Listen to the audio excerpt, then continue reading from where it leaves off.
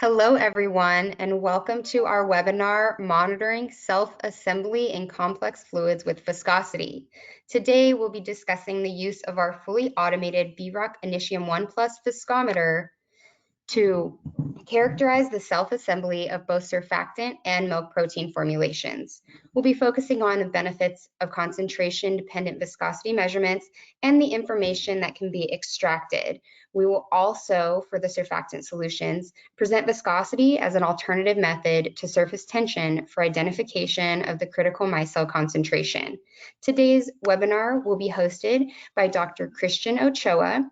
Dr. Ochoa obtained his PhD in chemical engineering at the University of Illinois at Chicago, where his PhD thesis was micellar size, shape, and interactions determine stratification in foam films. Without further ado, it is my pleasure to turn it over to Dr. Ochoa. Thank you very much, Eden. Can you see my slides, my screen? Yes, we can.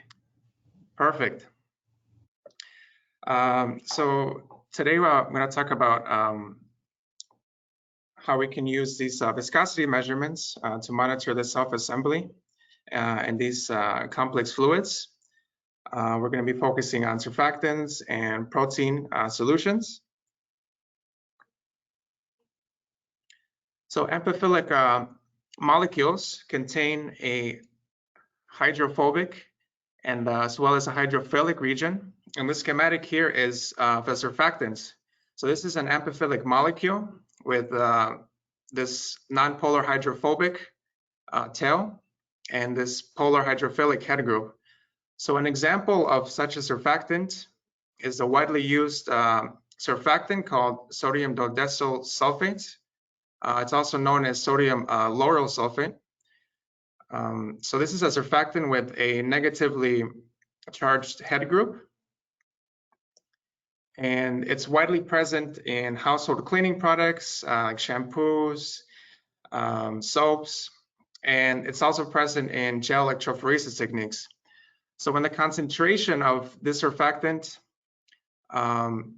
gets higher than something we like to call the critical micelle concentration, or CMC, it's typically going to self-assemble into these spherical micelles in the solution they're in.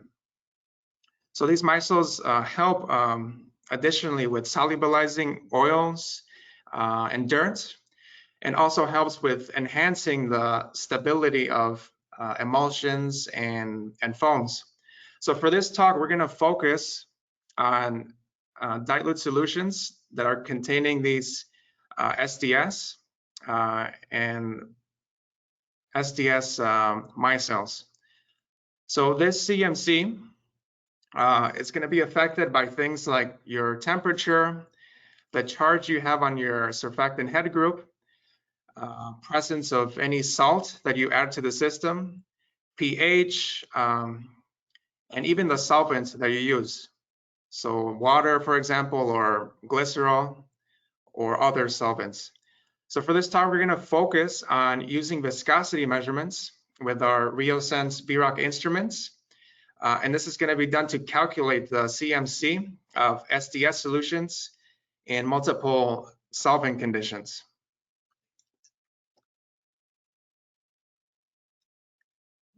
Click here to go to the next slide. Okay, so this plot here shows a schematic of a magnitude of some physical properties. And this is plotted with respect to surfactant concentration. So these properties can include things like surface tension, you have conductivity, osmotic pressure, and others. And it's basically showing that they all have this abrupt change at the CMC. So another property that has an abrupt change at the CMC is viscosity. So viscosity here, we show it as relative viscosity versus surfactant concentration. And this is where you can calculate the CMC by measuring these properties like viscosity and locating this abrupt change. So even though there have been reports that of calculating the CMC using measurements like viscosity, surface tension, conductivity, fluorescence studies, and others, we're actually not aware of any measurements that use our highly sensitive VROC technology. So this is relevant because a challenge in determining the CMC is can be like the low sensitivity of these properties. So because of this, we're going to state one of our aims, which is to calculate the CMC of this SDS surfactant I introduced in the previous slide. And we're going to do this by using our VROSense VROC technology. Also, we're going to study the effect of different solvents on the CMC of the surfactant. So we're going to focus on a water solvent and also on a water glycerol solvent. So we want to show you how we use this VROC technology to calculate the CMC under different conditions. And you can use this to complement other methods, like a very popular tensiometry method, for example. So our VROC technology can be used to perform intrinsic viscosity analysis as well. So this here is casein. Casein is actually the main protein found in milk, and it's a reason why milk has that it's white color. So looking at the nanoscopic scale, zooming in, there's been some models that state that casein molecules are aggregated into submicelles, so each of these, and themselves come together and aggregate into this large casein micelle. So it's well recognized that the casein micelle is stabilized by this calcium phosphate that you see here in red. So if you were to remove this calcium phosphate, the casein micelle is going to dissociate into your individual proteins. And these proteins are insoluble in water, so you're going to have a precipitate forming. And to get these proteins to redissolve, you can mix all of this with sodium hydroxide, and the product is called sodium caseinate. So this is what we're going to be using today, sodium caseinate. And this is an amphiphilic protein. So amphiphilic, like the surfactant I previously showed you. And this protein is actually soluble in water, and it's going to self-assemble into these aggregates in your solution. So for the rest of this talk, we're going to refer to these aggregates as sodium caseinate micelles. They're much smaller than your casein micelles, so 20 nanometer roughly diameter instead of 100. They're actually closer in size to your casein submicelle here. So in its applications, sodium caseinate has been used in low concentrations to change your texture of foods like coffee creamer, cheese, and even ice cream. So characterizing these sodium caseinate micelles is going to be important because they affect the rheological properties of whatever they're in. So we can learn more about these micelles by performing this intrinsic viscosity analysis. And from this analysis, we can obtain your intrinsic viscosity.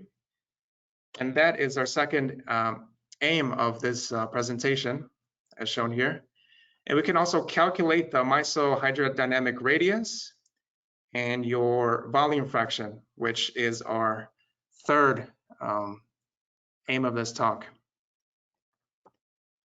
So we're going to discuss here how we use our fully automated VROC Initium 1+. So we're going to use this viscometer to understand better the self-assembly of both the surfactant and the sodium caseinate milk protein formulations. So for the surfactant solutions, we're going to present viscosity as another way another method to surface tension for getting this critical micelle concentration. And we're also going to review this full intrinsic viscosity analysis for sodium caseinate. So we're going to show how this intrinsic viscosity combined with the micelle molecular weight from literature, how knowing these we can estimate the micelle hydrodynamic radius and its volume fraction. So let's go over how to measure viscosity with our VROC technology. This may be a review for some or most of you. So VROC stands for viscometer rheometer on a chip. So the viscosity is your resistance of the fluid to flowing. So an example is a highly viscous fluid will have a higher resistance to flowing than a low viscosity fluid. So the viscosity can be defined as the shear stress experienced by the fluid divided by the shear rate or the rate of deformation. And in this diagram, you can conceptualize that the shear rate is like the velocity gradient that is perpendicular to this direction of flow. So another way to think of shear flows is to think of them as like fluid elements that are next to each other, but that are moving past each other at different velocity.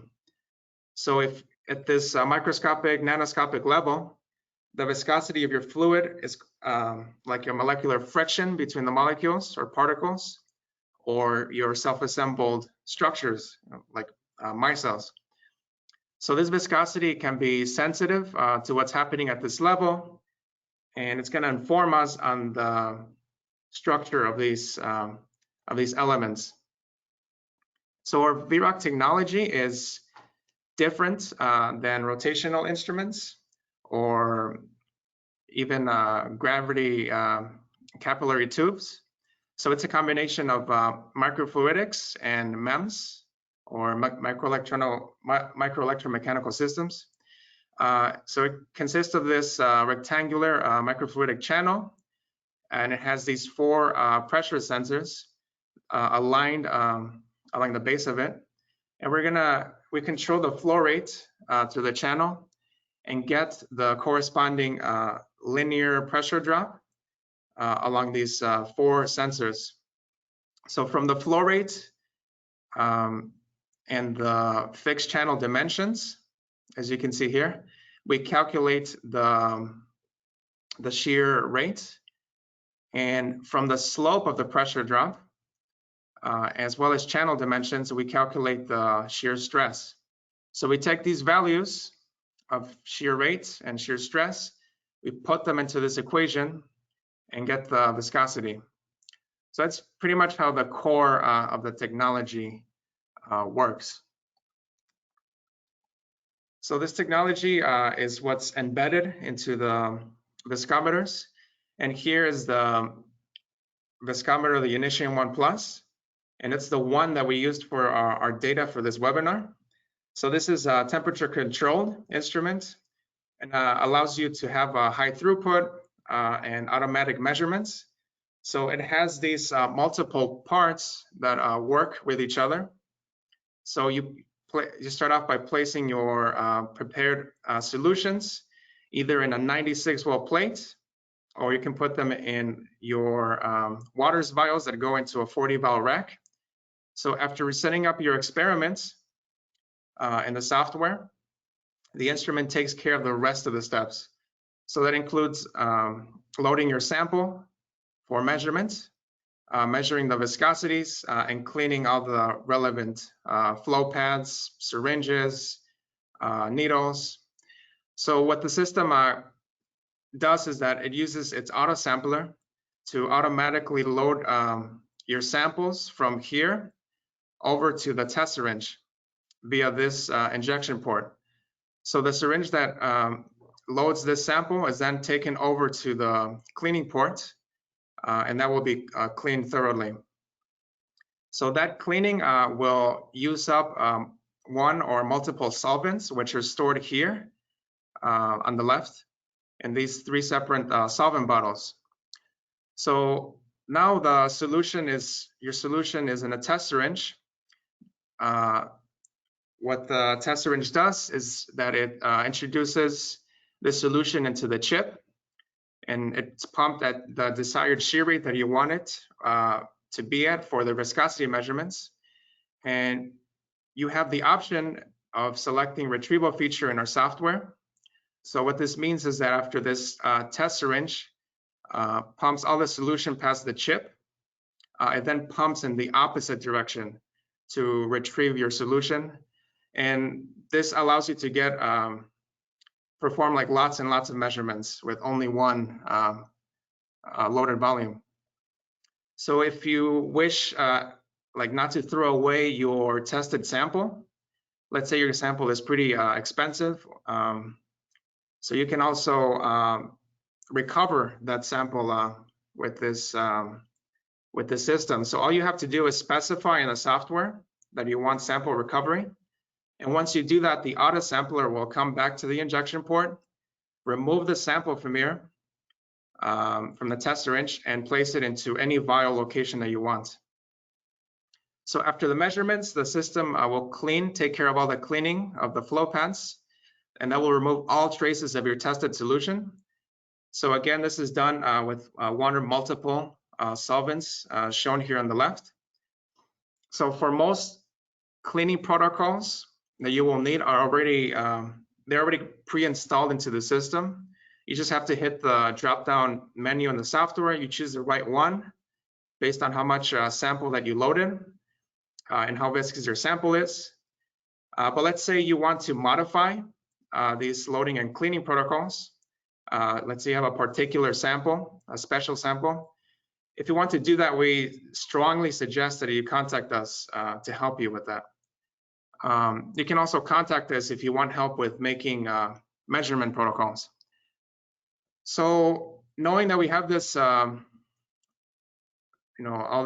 robust, accurate, easy to use instrument, we used it to perform our viscosity measurements on our fluids, on our self-assembled and complex fluids. So here we show the experimental methods. So we performed the measurements at 25 degrees Celsius, and we looked at solutions containing SDS, surfactant, with concentrations 0 to 30 millimolar. So we looked at solutions of two different solvent mixtures. So one of the solvents is just DI water, and that we studied with the BO35 chip at the maximum flow rate. And the other solvent is 60 weight % glycerol and water, and that we studied with the BO5 chip at this lower flow rate of 400. So we couldn't get a higher flow rate with this solvent because the viscosity is too high for that. And we did sample retrieval. So we retrieved 70 microliters of each sample so that we could perform all the segments with only one loaded volume. So the viscosity measurements were averaged for up to 30 segments for each surfactant concentration. So here we have some of the results that we got. So this plot here is showing you the relative viscosity versus concentration of your SDS surfactant. So the relative viscosity is basically the viscosity divided by the solvent viscosity. And we can see that the relative viscosity is increasing with your concentration. And this viscosity should increase at two different rates.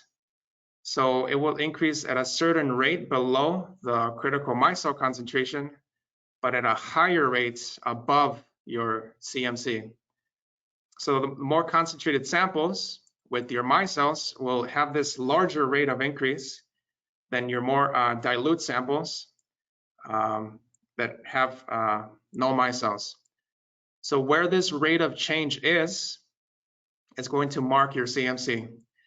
So how can we determine the CMC or this changing rate from these measurements, from looking at this data here. So we do this by taking R-squared values. So this R-squared value ranges from 0 to 1, and it correlates to how well the linear fits predict this data. So we're going to fit these data with linear fits, take their R-squared value, and see how that changes with the number of data points we select for the fits. So a higher R-squared value means a better fit. So let's take the fit of the first 4 data points, and this gives an R-squared value of 0.8. Now, if we take the fit for the first 8 data points, these 8, the R-squared value here will jump to about 0.97. So this is how we plot these blue data points, where this x-axis is the number of your number of data points fitted over here. So now we now look at after how many fitted data points the R-squared value starts to decrease. So in this case, it's after about 9 here, 9 data points. So this gives us an idea of how many points over here to fit.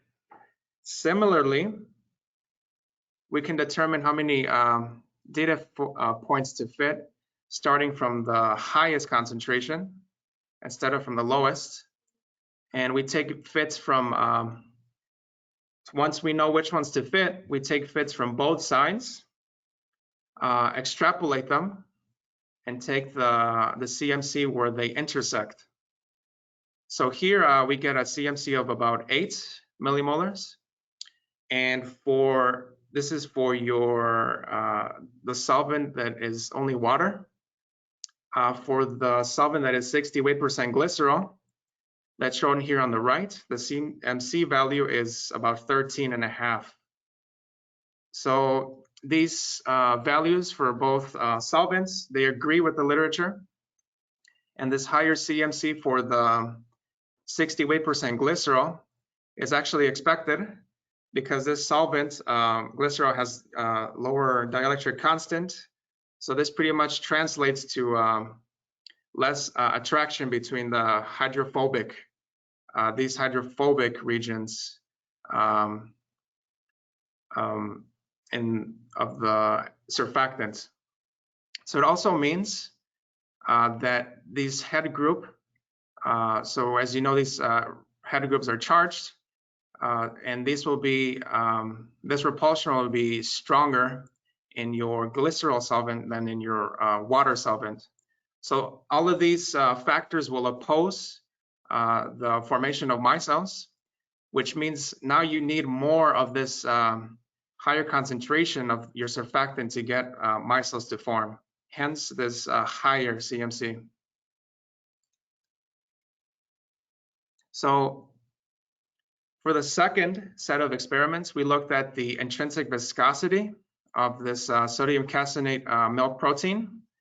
And we prepared these by mixing this sodium caseinate powder with DI water, and we stirred it overnight. The concentrations are approximate because we centrifuged the samples. We removed the supernatant, and after that we filtered with 0.1 micron filters. So for the measurements, we used intrinsic viscosity measurement protocols. We set the temperature to 25, used the BO35 chip, and we set the max flow rates of 1200 microliters per minute. So we set this high flow rate to minimize any noise, data noise. So for each sample, we averaged the viscosity about 20 segments. And again, we loaded about 70 microliters of each sample with retrieval feature as well.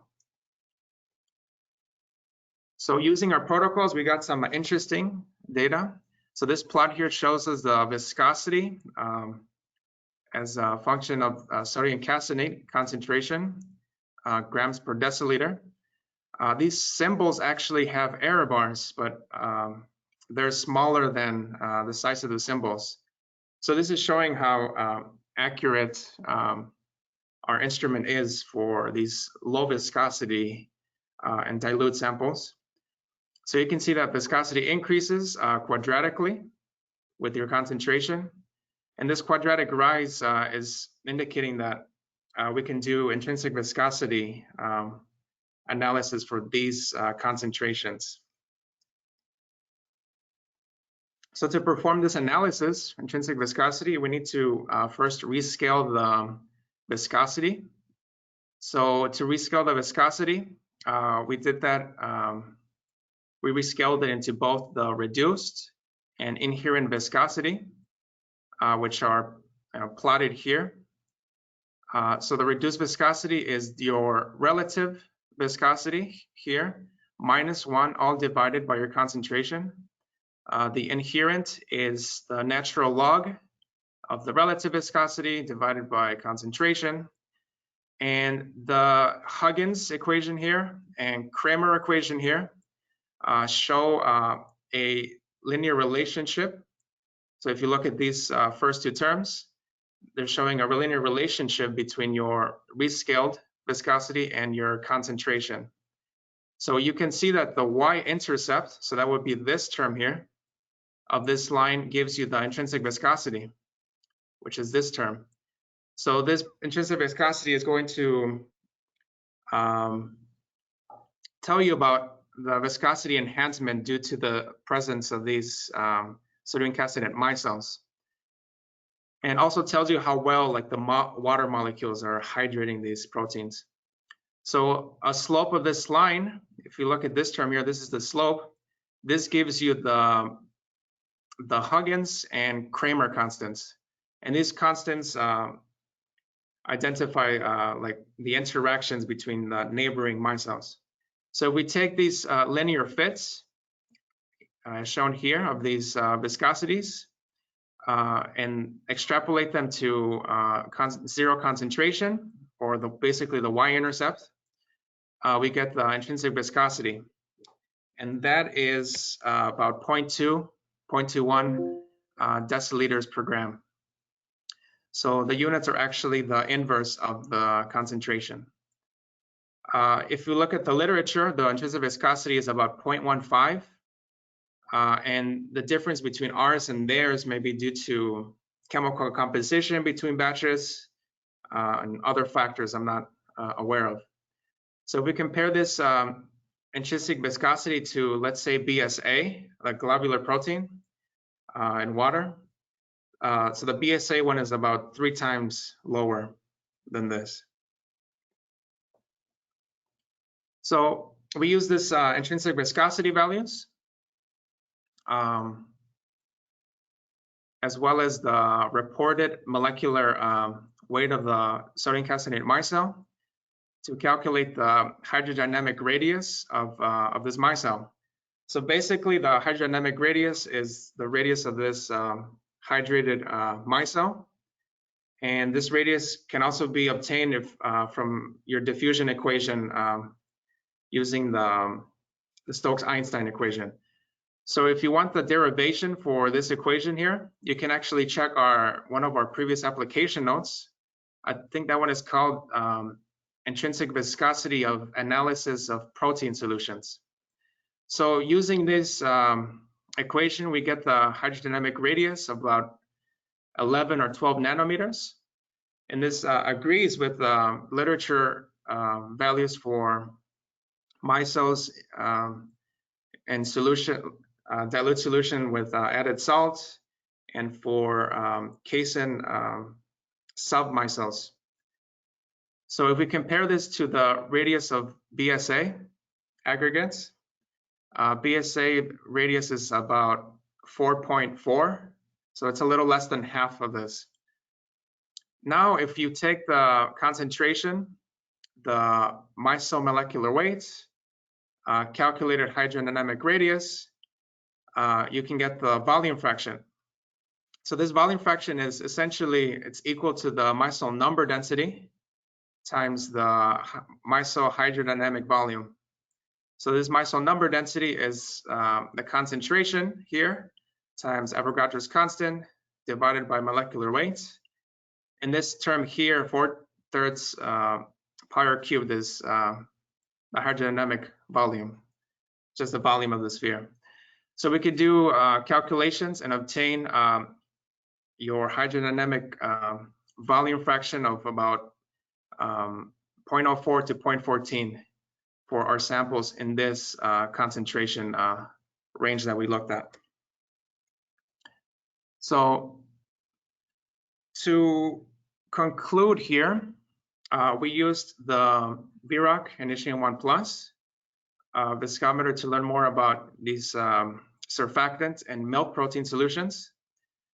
We calculated the CMC from this intersection here of the two of the extrapolated linear fits of these viscosity measurements.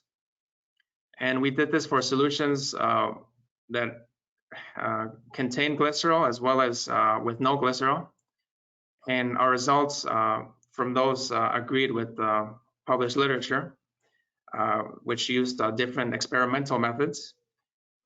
We also conducted an intrinsic viscosity analysis for the dilute sodium caseinate protein samples. These are relevant to like food products, manufactured products. And our results for these ones for intrinsic viscosity agree with, well, they're slightly higher than the literature values. So we obtained 0.2. We obtained a hydrodynamic radius of 11 to 12 nanometers and effective volume fraction of, I think it was 0.04 to 0.14. So those are some of the things you can do with these instruments. Thank you so much for being a part of this talk today. And if you have any questions, please let us know here, and my colleague Soha will read them out. Thank you.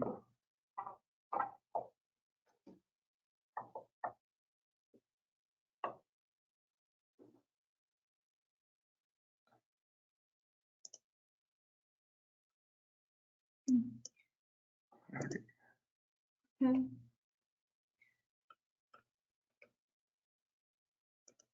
So we're opening up the questions here. How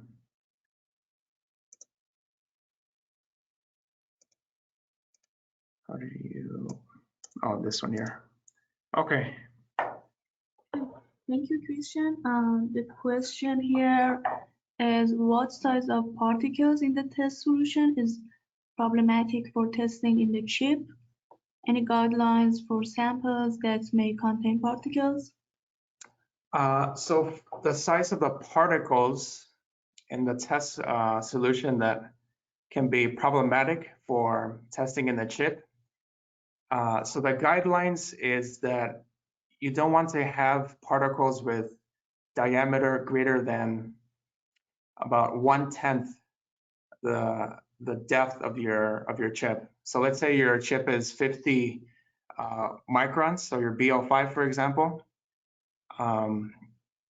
So that means that 50 divided by 10, 5, your particle should be 5 microns in size maximum.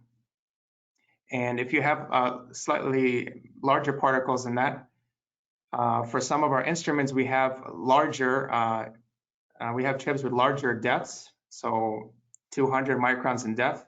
So that should be able to accommodate up to 20 microns particles. Very good. So the other question is that, can you use this technique with VROC model? Oh, absolutely. You can use this technique of measuring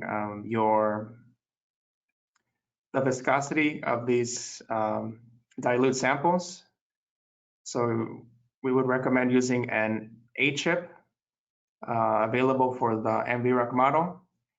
And an advantage of using the initium is that you can load much smaller volumes to test these solutions. With the VROC, I'm not very familiar what the smallest syringe size is, but I think we have one.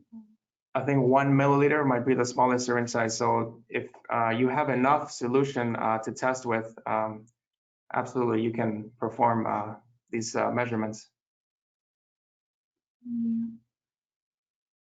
That's all questions that I see here. I don't see any other question.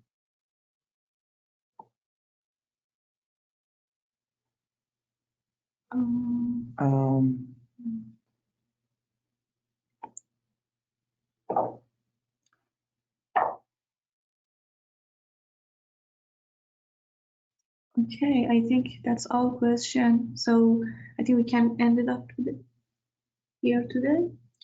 So if you have any questions after the webinar, you can feel free to send it over to me or one of the team members here at Riosense. We'd be happy to help.